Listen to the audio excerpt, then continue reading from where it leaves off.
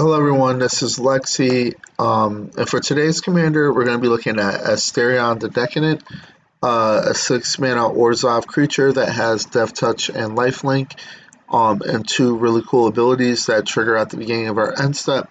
So we could do the feed option, which target opponent loses life equal to the amount of life they've lost this turn, or we can gain a bunch of life by using the Friends ability, which allows us to gain life equal to the amount of life we've gained this turn.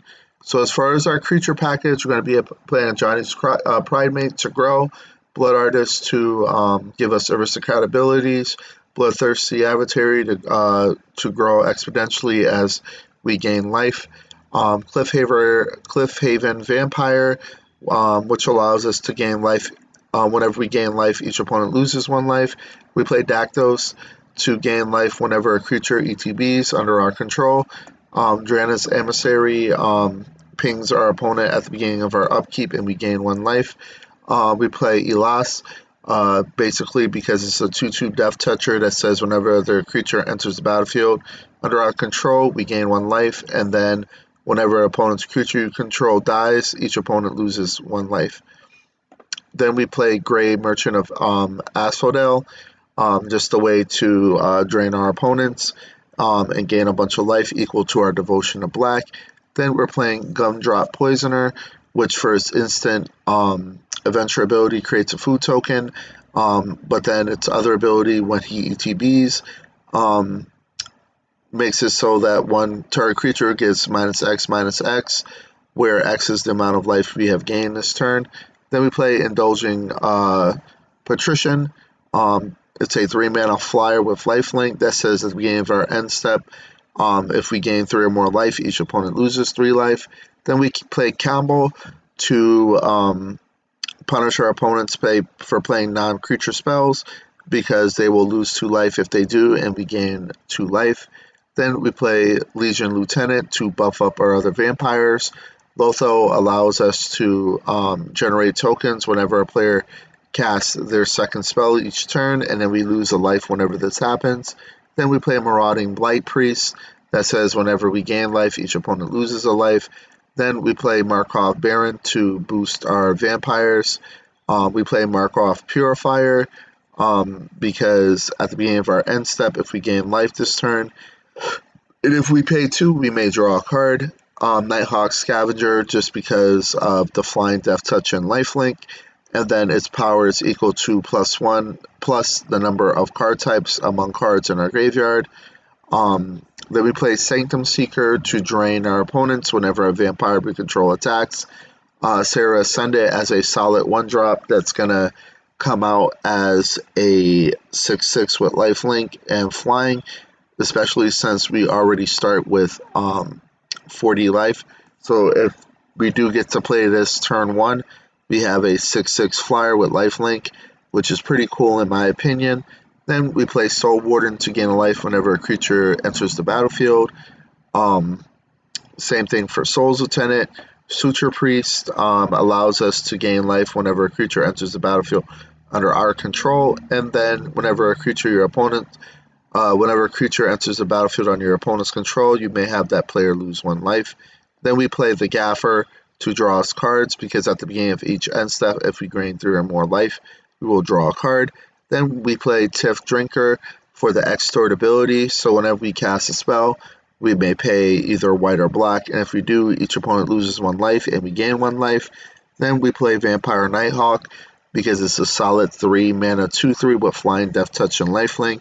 Then we play Veto that says whenever we gain life, so our opponent loses that much life, and then we can dump 5 mana into this to give all of our creatures lifelink. Then we play Voice to the Blessed, because whenever we gain life, you put a counter on it, and if it has 4 more counters on it, it has Flying and Vigilance. And then if it has 10 or more, it has Indestructible. And then we play Vran Executor Thane. Whenever 1 or more creatures you control die, each opponent loses 2 life and you gain 2 life. This triggers only once. And then finally, Zulaport Cutthroat, which says whenever it or another creature you control dies, each opponent loses 1 life and you gain 1 life. For sorcery, it's going to be playing Ambitious Cost to draw cards, Ancient Craving to draw cards, Exsanguinate to drain our opponents and then gain life. Night Whisper to draw. Read the Bones to draw. Sanctify to destroy an artifact or enchantment. And then Sign in Blood to draw. For instance, we're going to be playing Dark Ritual for ramp, Deadly Dispute for ramp, The Spark for removal, Generous Gift for removal, Go for the Throat for removal, Infernal Grasp for removal, Revitalize to gain life and draw 1 card, and then Village Rites to sack a creature to draw 2. As far as for artifacts, Arcane Signet, Banyu's Monument, Cosmo Elixir, Lightning Greaves, Orzhov Signet, Soul Ring, Swift Boots, and Talisman of Hierarchy.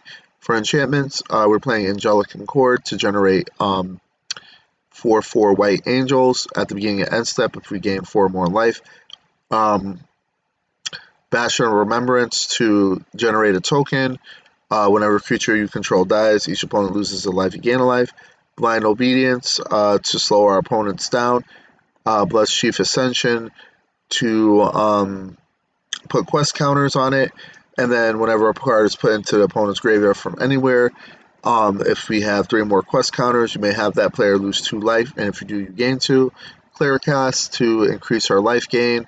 Put counters on creatures and return stuff to our hand. Feast of the Victorious Dead. That at the beginning or end step, if you have 1 or more creature die this turn, you gain that much life and you distribute that many counters. Ghostly Prison to protect us and force our opponents to pay 2 for each creature that's attacking us. Legion Landing to generate a token, and then we can flip it to have it as a mana rock land, and you can pay 3 to create a vampire creature token with lifelink. Phyrexian Arena to draw cards. Revenge of the Ravens to punish our opponents for attacking us. Underworld Dreams to drain our opponents for drawing cards, and then Warlock Kalas because it's gonna, if we could ever get it to level 3, it's going to be incredible because it says at the beginning of your end step, each opponent loses life equal to the amount of life they've lost this turn. As far as lands go, the utility land is Castle Lochwain to draw its card. Restless Fortress, to make a land into a creature, and then whenever it attacks, defending player loses 2 life and you gain 2 life. And that is the deck in a nutshell. And this is going to cost you $190. As you can see, we curve out at 2, and 63% of our symbols are black, and 43% of our symbols are white. So if you enjoyed this deck, please leave a subscribe on YouTube. It'll be uploaded shortly and onto TikTok. And have a great day.